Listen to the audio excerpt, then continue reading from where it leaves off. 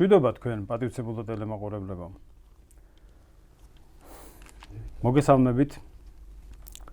არაჩვეულებრივი შესავალი გააკეთა ბატონმა გიამ და ბატონმა დავითმა.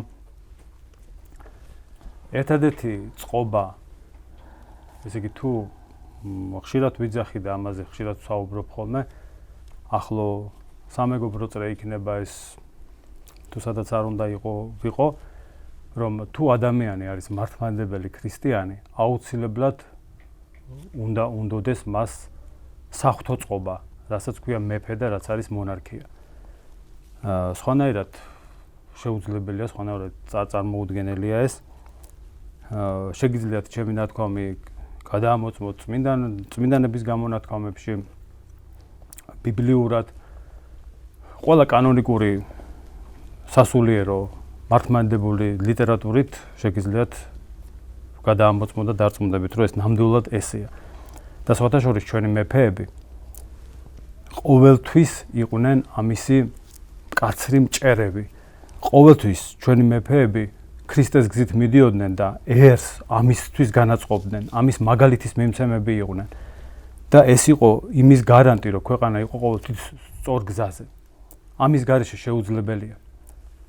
დღეს ჩვენს გადაცემაში სტუმარია არაჩვეულებრივი ადამიანი, მხატვარი ბატონი გრიგოლ მალანია და ჩვენ გვინდა ვისაუბროთ იმ მოვლენებზე, რაც საქართველოში მოხდა 1801-1802 წლებში.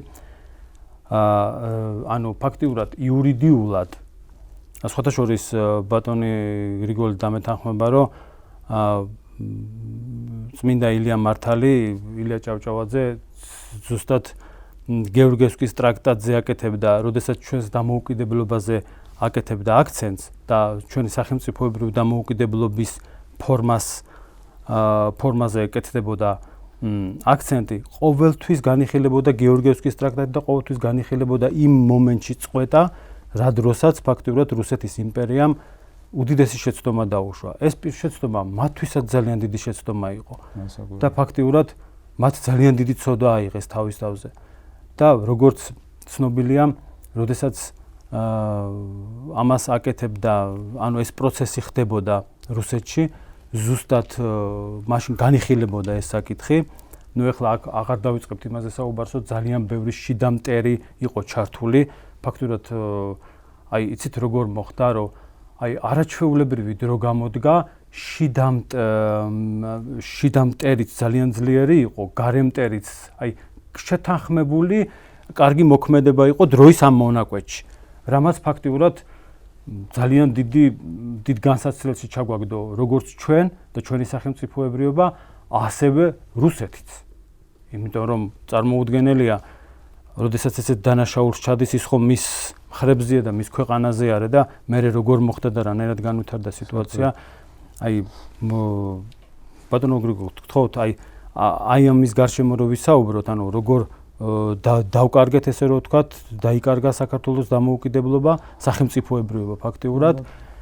ივერიელთა ტრაქტატი, რომელიც უმნიშვნელოვანესი საბუთია და დღეს, როდესაც მონარქიის მტრები და ვთქვათ ამ იდეის მტრები პირდაპირ, იცით როგორ აი სამარცხინო და ძალიან გულსატკენია, როდესაც საუბრობენ, რომ ესე იგი იმერეთი ცალკე სახელმწიფოა, ქართლის ცალკე სახელმწიფოა, კახეთის ცალკე სახელმწიფოა. ნუ გასაგებია რომ მოხდა მაშინ დაშლა, მაგრამ ეს ხო ერთიანი საქართველო არის.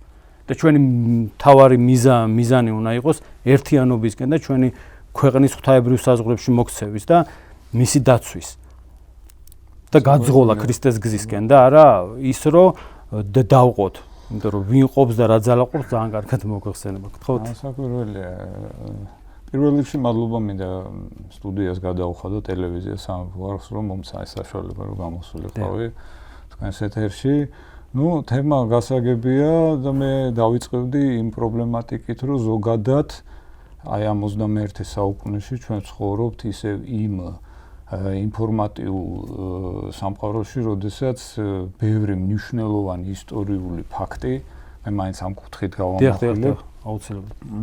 მიჩქმალულია ხაზგასმული არ არის, ნუ რასაკვირველია ეს სკოლებში და იმაში არ ისწავლება, რაც აუცილებელია, იმიტომ რომ თუ თაობებმა არ შეისწავლეს და არ გაიგეს სიმართლე თავისი წარსულის შესახებ, იმ ტრაგედიების შესახებ, თუნდაც იმ კარგი ვითარებების შესახებ, არ აქვს მნიშვნელობა რა, როგორი პერიოდი იყო ამა თუ იმ ეპოქაში შენი ქვეყნის ისტორიაში, მომავალი არ იქნება ამ ერს. რა თქმა უნდა, როცა სიმართლე არ იცი საკუთარ ისტორიაზე. რასაკვირველია, იგივე წმინდა ილია მართლის ბევრჯერ ციტატა რომ მოვიყვანოთ, ხო, რომ ის ერი, რომელსაც წარსული არ აქვს, მან მომავალი არ ექნება, ხო? ანუ იყო ეს ჩვენი ისეთ რეჟიმებში ცხოვრობდით ამ 200 წლის მანძილზე, რომ რასაკვირველია ეს იყო ფაქტიურად ხელოვნურად გაკეთებული, რომ დაგვიწყებოდა ჩვენ ან დაგვიწყებოდა ისტორია, ან შეთითხნილი დამახინჯებული ფორმით. შეიძლება ითქვას ესე ვიტყვი ბელადების მოსაწონი ისტორიები ყოფილიყო, ცენზურა გავლილი და რაღაცა. აი პრობლემას მე ამაში ვხედავ.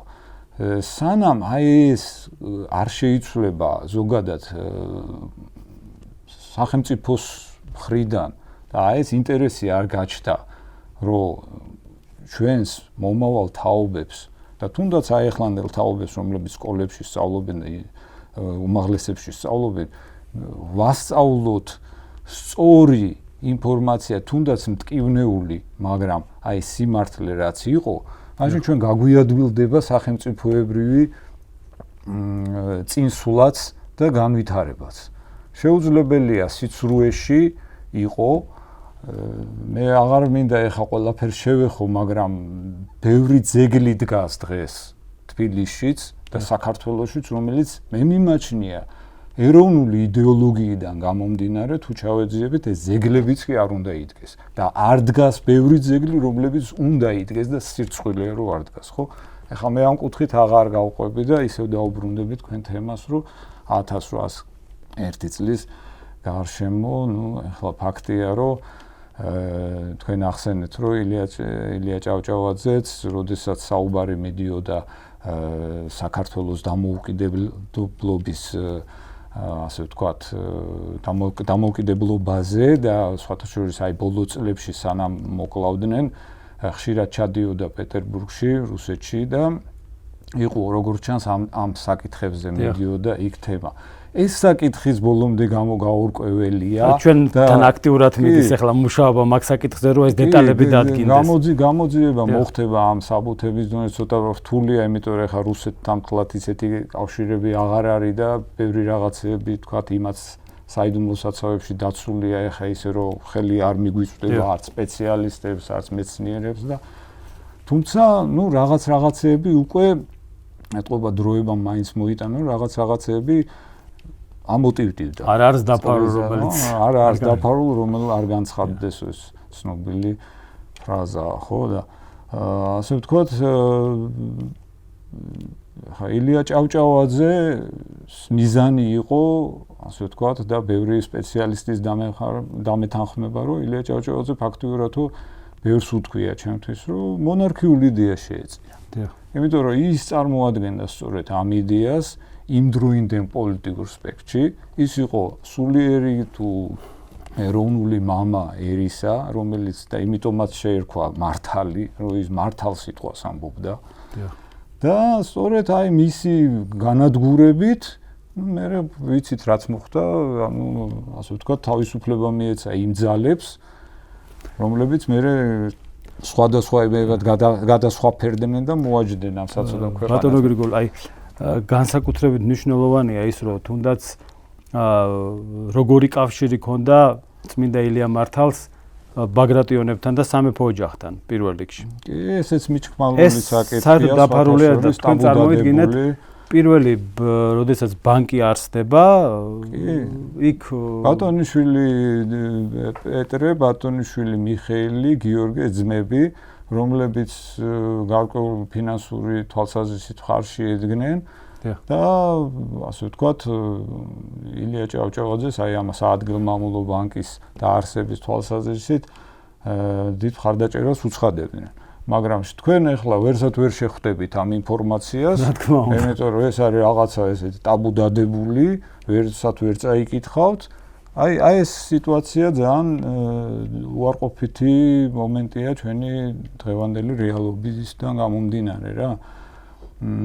ნუ ეხლა რაც შეეხება ისევე გეორგიევსკის ტრაქტატს, ხო, ეხლა თუნდაც გეორგიევსკის ტრაქტატთან მიმართებაში დღეს თქვენ აი მოსახლეობა რო გამოვკითხოთ, სამწუხარო ძალიან დიდი პროცენტი აბსოლუტურად არაინფორმირებულია ამასთან დაკავშირებით და ბევრი იმასაც გეტყვით, რომ გეორგიევსკის ტრაქტატით, ნუ თქვათ ერეკლემ საქართველო გაყიდა, თქვათ და რაღაცა ესეთი წარმოუდგენელი ის რაღაც სტერეოტიპს აყალიბებენ და ამაში იღებენ ეს გარკვეული ანტისახელმწიფოებრივი ძალები. ანუ ასე ვთქვათ, როგორ გითხრათ რა, არასწორი ინფორმაცია უფრო ბევრს უყვარს, თქვათ, ქუჩაში მოსმენა, ვიდრე რაღაცა წიგნის გადაშლა და დოკუმენტთან გაცნობა რა.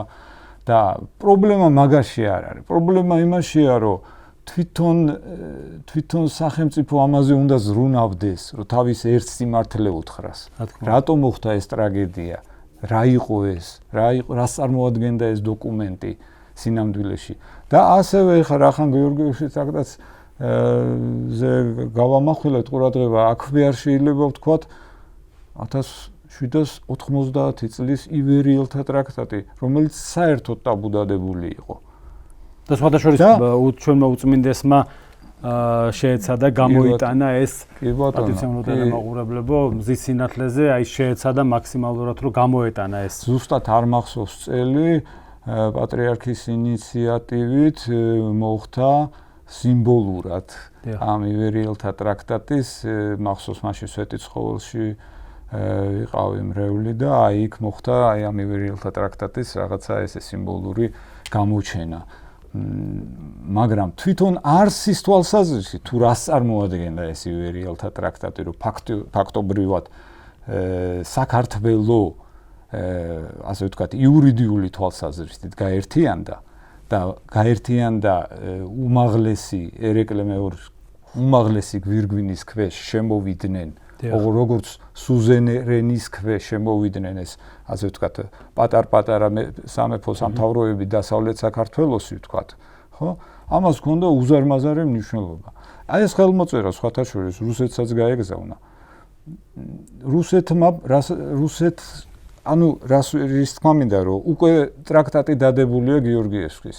ესე იგი ვთქვათ ეს პროტექტორატი მოქმედებს. და როდესაც ეს შიდა ტრაქტატი უკვე ივერიელთა ეგზავნება რუსეთს, რუსეთი ამაზე პროტესტს არ აცხადებს. შესაბამისად, უნდა ჩაითვალოს, რომ ეს მიღებული იქნა. მაგრამ მერე უკვე რაც ხდება 1801 წლის შემდეგ, ნუ ის მზაკრული ქმედებები, რომ უკვე მერე ცალ-ცალკე ცდილობს, რომ ცალკე გადასანსვლოს ქართლ-კახეთი, ცალკე გადასანსვლოს მერე იმერეთის სამეფო, ცალკე გურიის სამთავრო, ისა რა ქვია, სამეგრელო სამთავრო, აფხაზეთის, ხო, აი მერე ცალ-ცალკე უკვე სხვადასხვა წლებში ხდება ამ სამეფო სამთავროების ბჭყალებში მიერთება, ხო? იმიტომ რომ ბევრს უყვარს ეს ტერმინი, რომ აი საქართველოს შეუერთდა რუსეთს. არანაირად არ შეუერთდა, ეს იყო ანექსია და ყველამ ნახოს ნებისმიერ განმარტებით ლექსში რას ნიშნავს ტერმინი ანექსია და მიხვდება რასთან ქონდა ასე ვთქვათ ადგილი. გეორგიევსკის ტრაქტატს რაც შეეხება, ეს იყო უნიკალური ხელშეკრულება რუსეთის იმპერიასა და საქართველოს შორის. ეს იყო არაჩვეულებრივი ხელშეკრულება, რომელიც პროტექტორატის ქვეშ შედიოდა საქართველოს და არანაირი აქ სახელმწიფოება და რაღაც და ჩვენ ესე იგი ისეთი ფრაზები მომისმენია და ისეთ რაღაცებს წერენ, რომ აი ყოველად აი არ შეიძლება ეს განათლების დონე ესეთ მით უმეტეს ერეკლე მეფეზე, რომელიც არ ვიცი 16 წლიდან რომ ხმალი აიღო ხელში, სიცოცხლის ბოლომდე ქვეყნის დაცვას ემსახურებოდა. აი თქვენ აქ გაქვთ მე მგონი ბატონო მამუკა, ეს არის რა ქვია აი მნიშვნელოვანი ერთი მომენტია, სადაც არის ივანე ჯავახიშვილის მიერ შეფასება გეორგიევსკის ტრაქტატისა. ეს არის ეს ფრაზები ამოღებულია იმ 53 წელს გამოცემული მეხუთე ტომიდან, რომელიც სტამბაშივე განადგურდა 53 წელს. სტამბაში გაანადგურეს 53 წელს და მადლობა უფალს, რომ რამოდენიმე ეგზემპლარი როგორც ჩანს გადარჩა და ჩვენამდე მოაღწია. Ну, რატო გაანადგურეს, ეხა ეს კიდე ცალკე გადაცემის თემაა და რატო ანადგურებდნენ ესეთ მნიშვნელოვან ისტორიულ წიგნებს და აი აქ შეიძლება ვთქვათ ამოკითხა გიორგიევსკის ტრაქტატის შეფასებისას ივანე ჯავახიშვილი პირველ რიგში ეყრდნობა იმავე 1793 წელს ხელშეკრულების დადებამდე იმპერატრიცა ეკატერინეს მიერ სახელმძღვანელოდ გამოცემულ საბუთს სახელწოდებით Высочайше указанное основание для заключения русско-грузинского трактата. Ამ კონკრეტულ საბუთთან დაკავშირებით ივანე ჯავახიშვილი წერს შემდეგს. იქ სრულებით გარკვევით ნათქვამია, თუ რა თვისების ხელშეკრულება უნდა დადებულიყო და რაგვარი უფლებრივი დამოკიდებულება უნდა დამყარებულიყო ამ ხელშეკრულებით რუსეთის მთავრობის სურვილის საებს საქართველოსა და რუსეთს შორის. Am sabutchi წერია. Мнение ее увеличества было заключить с грузинскими царями союзный трактат, не именуя их подданными, но союзниками от империи всероссийской покровительства.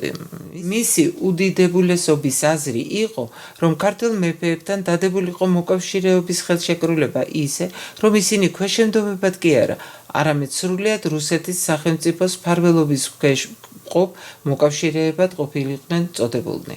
მეორე მხრივ, ისიც ფრიად საყურადღებოა, თუ როგორ უყურებდა ერეკლე მეფე ამ ხელშეკრულებას და რანაირ დამოკიდებულებას თვლიდა იმ მდგომარეობას, რომელიც ამ ხელშეკრულების დადების შემდეგ შეიქმნა. ერეკლე მეორემ ვითარცა სრულიად საქართველოს უზენაესმა მეფემ, დასავლეთ საქართველოს მეფისა და მთავართა თხოვნით, იგის რა მათთვისაც ისეთი დამოკიდებულება მოეპოვა რუსეთთან, როგორც თვითმაც ჰქონდა 1793 წლის ხელშეკრულების ძალით. ივანე ჯავახიშვილი. ფაქტობრივად ბატონო ივანე პირდაპირ ამბობს და აქ არწყელებს, როგორც ჩანს იმ პერიოდშიც იყო ის მოარული, ასე ვთქვათ, ჭორები თუ სპეციალურად გავრცელებული ინფორმაციებით სრულ, რომ ვთქვათ, ესა რა ქვია, საქართველოს თავისი ნებით შეუერთდა რუსეთს და ასე ვთქვათ, ბედნიერი გახდა ამის შემდეგ. ივანე ჯავახიშვილი, ქართველი ერის ისტორია, წიგნი მეხუთე 1953 წლის გამოშვება. ხო, ეს წიგნი ისე გავიმეორდები და განადგურებული იქნა სტამბაშივე და ამ წიგნში სხვათა შორის ძალიან ბევრი საინტერესო და მნიშვნელოვანი ფაქტია ასევე დაფიქსირებული, რომელიც რატომღაც თანამედროვე რაღაც ნაწილი ისტორიკოსების მიერ რატომღაც ისევ იგნორირებულია და არ არის გაზიარებული, ეს ჩემთვის გაუგებარია, რატომ? ასე რომ აი ჩემი ასე ვთქვათ დღევანდელი ასე ვთქვათ ხაზი ის არის რომ აი ეს პრობლემატიკა არსებობს დღესაც და მიკვირს რატო არსებობს ეს პრობლემატიკა დღეს რომ არ გვინდა სიმართლის შესწავლა ის რაც იყო სიმართლე ჩვენ აი რაღაც რო შევკრათ ერთად და მთავარი გზავნილები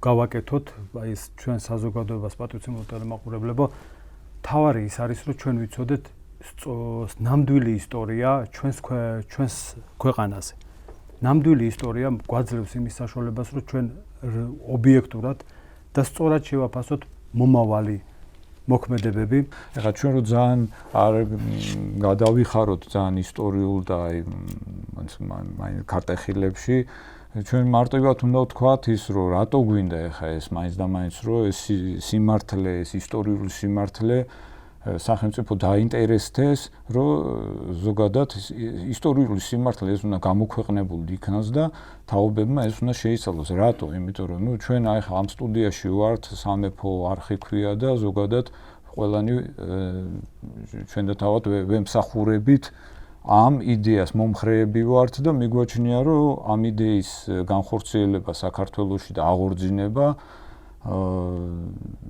მხოლოდ სასიკეთოდ ასე ვთქვათ მოემსახურება ჩვენს ერს. შესაბამისად აი ეს ერთ-ერთი მნიშვნელოვანი წინაპირობაა, ერთ-ერთი მნიშვნელოვანი წინაფაქტორია, რომელიც უნდა რაღაცნაირად განვახორციელოთ.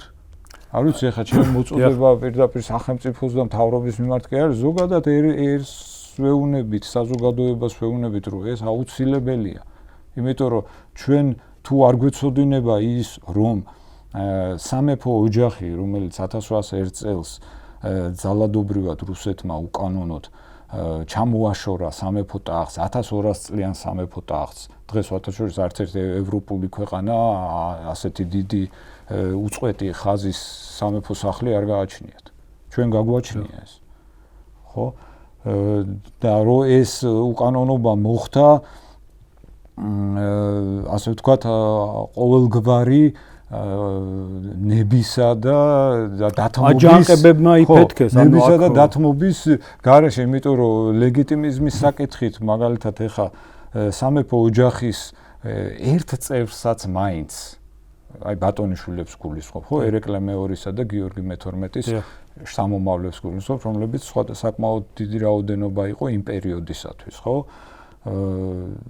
ხელი რომ მოეწერა ისეთ ხელშეკრულებაზე, რომლითაც თავისი ნებით დათმობდა, ასე ვთქვათ, უფლებამოსილებას, ამ სამეფო მოსილებას. დღეს ჩვენ შეიძლება ამ სტუდიაშიც ამჯდარიყავით და საერთოდ არანაირი იმედი არ ქონოდა, იმიტომ რომ ლეგიტიმიზმს აქვს ძალიან დიდი მნიშვნელობა. და მოხდა ის, რომ არც ერთ წევრს ხელი არ მოუწერია არც ერთ ისეთ დოკუმენტზე, რომელიც, ასე ვთქვათ, დღეს ჩვენ აი ამაზე საუბრის უფლებას არ მოგვცემდა. ანუ პირნათელნი და პირწმინდანი არიან ისტორიის მიმართ, ერის მიმართ, მერე ისინი ძალით იყვნენ გადასახლებული რუსეთში, განბნეულნი. არის ერთ ბაგრატ ბატონიშვილის სიტყვებიც არის, მე მგონი ამ ტელეეთერში მაქვს ნახი, გადის ხოლმე ჩანართებში, რომ ბაგრატ ბატონიშვილი ამბობს, რომ ამ დროისათვის უკვე შემდგომ მე-19 საუკუნეში და ამ დროისათვის უკვე ჩვენო სამეფო ოჯახის წევრები უკვე განბნეულნი ვიყავით რუსეთის სხვადასხვა ტერიტორიებშიო, რუსთა მიერო და მოგვაშორესო საერთოდ ჩვენ მამულსა და იმასო და უფლებაც კი არ ქონდათ მათ უკან დაბრუნების, საქართველოში დაბრუნების. ზუსტად იცოდნენ სად მიეტანათ დარტყმა სხვათა შორის. ანუ ეს უნდა იცოდეს ერმა, რა გადაიტანა სამეფო სახლმა, სამეფო ოჯახმა. და ამის ნაცვლად, რა ვიცი, ხა 1000 რაღაცა სისულელე წოროწავლებენ, რაღაცა საზიზღარ, რაღაცა ცილის წამებები მიდის. ეს ყველაფერი წამოსულია ერის და ჩვენი ერის მტრების მხრიდან. ბატონო გრიგოლ, აი კიდევ გარკვეული მონახაზი რო გავაკეთოთ და იმიტომ რომ ჩვენი შემდეგი სტუმარი იქნება არაჩვეულებრივი ადამიანი, აი დღევანდელ დღეს პოლიტიკური თვალსაზრისით არაჩვეულებრივ ანალიზს გააკეთებს ამ მიმართულებით და გვეტყვის თუ აი რა შეიძლება გაკეთდეს, როგორ შეიძლება გაკეთდეს. ეს გახლავთ ბატონი დიმიტრი ლორთქიფანიძე, მე-7 მოწვევის პარლამენტის წევრი, პოლიტიკოსი, მისი გაწონასწორებული და პროფესიონალური ბუნება, ესე რომ ვთქვათ, ამ მიმართულებში აბსოლუტურად კარგად დაგვანახებს, დღეს რა შეიძლება გაკეთდეს, როგორ შეიძლება ანუ რას ნიშნავს ეს ჩვენი ქვეყნისთვის, ჩვენი ანუ დღევანდელი დღის პოლიტიკური გარემო როგორი არის, ამასთან მიმართებაში როგორ მოხდეს და ანუ ანალიზს ბატონი დიმიტრი გააკეთებს. ძალიან მნიშვნელოვანია პოლიტიკოსის მხრიდან აი ამ თემის და ჩვენ რო საერთაშორისო სამართლის კუთხეს შევეხოთ დღესდღეობით საერთაშორისო სამართლის კუთხეს აი ბატონო ისა მინდა რომ პატრიოტული ტელემაყურებლებო ჩვენ გადაცემა ბაგრატონში ამაზე გვისაუბრია, არსებობს საერთაშორისო სამართალი, ძლის ექსპერტი არის ზუსტად ისეთ რაც შეეხება ქვეყნებს, სადაც სამეფო ოჯახი არსებობს, რაწყობაც არ უნდა იყოს ქვეყანაში, თუ იქ სამეფო ოჯახი არსებობს, მას იცავს საერთაშორისო სამართალი და დოქტორი კერი არის ესეთი პიროვნება, რომელსაც სხვათა შორის წიგნი ამის შესახებ გამოცემული აქვს წიგნით, იურიდიულად დეტალურად აღწერს ამ ყველაფერს და სხვათა შორის მან მოგცვა უფლება, რომ ეს წიგნი ჩვენ გამოვცეთ, ან თარგმნოთ და გამოვცეთ. ნუ ახლა რამდენად შევძლებთ ამას? არა, აუცილებლად შევძლებთ, იმიტომ რომ არის ესეთი კაი გამოთქმა, რომ რაც არის ნათქვამი და რაც არის ნაწინასწარმეტყველები, ვერავინ თარგზალა ვერ ღვთისმიერ რაც არის განსაზღვრული, იმას ვერავინ არის წინააღმდეგობა, ვერავინ ვერ გაუწევს წინააღმდეგობას, აუცილებლად მოხდება. შეიძლება შეუშალონ ხელი, მაგრამ ის აუცილებლად მოხდება, ასე რომ აუცილებლად გავაკეთებთ ჩვენ და ჩვენ საზოგადოებას მივაწვდით ამ ინფორმაციას. გვაგდრო თუ ამთავრებს. ჩვენ შეგვიძლია არ ვიცი რაღაც მონახაზი გავაკეთოთ, რეზიუმე ესავით. ხო, არა, ერთ პატარა იმას დავამატებდი, რომ ასე ვთქვათ, თქვენ საერთაშორისო სამართალი ახსენეთ, რასაკვირველია, არა აქვს მნიშვნელობა, როდესაც ქვეყანაში ვთქვათ, ეხლა როდესაც მოქმედი მონარქია არის და ეს ტრადიცია ვთქვათ, უწყვეტად გრძელდება, ეს სხვა საკითხია და ვთქვათ, ეს ისედაც გასაგებია, მაგრამ არიან ბევრი ქვეყნები, რომლებიც ვთქვათ მე-20 საუკუნის მე-19 ბოლო და მე-20 საუკუნის დასაწყისიდან ბევრი ქვეყნებში ეს ტრადიციული მმართველობები და სამეფო ხელისუფლებები გაუქმდა. მაგრამ არსებობს უკვე თქვენ ბრძანეთ საერთაშორისო სამართალი, რომლებიც მათ უფლებრივ გარკვეულ უფლებებს აღიარებს, მათ აღიარებს არატერიტორიალურ სუზერენებად. ანუ ცოტა ისეთი ფრაზა, ანუ არატერიტორიალური, იმიტომ რომ ის შეიძლება საკუთარ ქვეყანაში არ იყოს აღიარებული ადგილობრივი ხელისუფლებების მიერ, მაგრამ ის თავის გენეტიკური თვალსაზრისით, მემკვიდრეობითი თვალსაზრისით, აი სამართალმემკვიდრეობითი თვალსაზრისით ის ამ უფლებებს არ კარგავს. საერთაშორისო სამართალი ამას აღიარებს და ერთ-ერთი საინტერესო ფრაზა შეგიძლიათ თქვენ წაიკითხოთ საერთაშორისო სამართლის ერთ-ერთი ის არის, რა ქვია, თუ შეგიძლიათ წაიკითხეთ, აი ეს ის არის, რა ქვია, პიროვნების სუზერენობა არც ვინმეს აღიარებით იქმნება და არც არაღიარებით ნადგურდება. საერთაშორისო სამართალი უარყოფს იმას, რომ დიპლომატიურ თუ პოლიტიკურ აღიარებას შეუძლია ვინმეზე სუზერენობის მინიჭება. რესპუბლიკის პრეზიდენტის განცხადება ვერ ქმნის ვინმეს სუზერენ პიროვნებად. ეს რომ ასე იყოს, ის ან ნებისმიერი სხვა პრეზიდენტი შეძლებდა თავად დაეწერა განცხადება იმის თაობაზე, რომ იგი ან მისი შვილი არის ჭეშმარიტი და კანონიერი მეფე, დედოფალი, მონარქი ქვეყნისა, მისი ტერიტორიისა და ხალხისა, არც საღი აზრით და არც სამართლით. ასეთ აღიარებას ან განცხადებას არც ძალუც შექმნას ყალბისგან ნამდვილი და ჭეშმარიტი. ახალი ენციკლოპედია ბრიტანიკა მე-15 გამოცემა ნაწილი 3 ტომი 17 1991 წელი. გვერდი 320. მე მგონი ყველაფერია ამითი ნათქვამი. კეთილი, მე ვფიქრობ, რომ ჩვენ მაქსიმალურად იმდენად ზღვა ინფორმაციაა და ამის შესახებ იმდენია სათქმელი. უამრავ. დაწყებული იქიდან, რომ საზოგადოებამ გაიგოს ნამდვილი ისტორია და ჩვენ მაქსიმალურად შევეცდებით სამეფო არხი ბატონი გია, ბატონი დავითის დახმარებით, რომელიც არ ვიცი, ეს არის საოცრება, რომ საერთოდ სამეფო არხი არსებობს და საერთოდ ამაზე საუბრობენ. ეს არის ვიტყვი უდიდესი ვაჟკაცობა ღვთის წინაშე და მთავარია ღვთის წინაშე ვაჟკაცობა. დანარჩენი მე ვფიქრობ. დანარჩენზე არ ვისაუბრებ. და ვფიქრობ, რომ მათ არაჩვეულებრივი შესავალი გააკეთეს, ჩვენ მაქსიმალურად გავაგრძელეთ ეს თემა და პატრიოტული ტელემოყურებლებო, ჩვენ შემდეგ სტუმართან გადავალთ ბატონ დიმიტრი ლორთქიფანიძესთან და ვისაუბრებთ უკვე დღევანდელ დღეს რა ხდება პოლიტიკური გარემო როგორია, რა შეიძლება ამ მიმართულებით გაკეთდეს და გარკვეულ ისტორიულ მონახაზსაც გავაკეთებთ ამ მიმართულებით.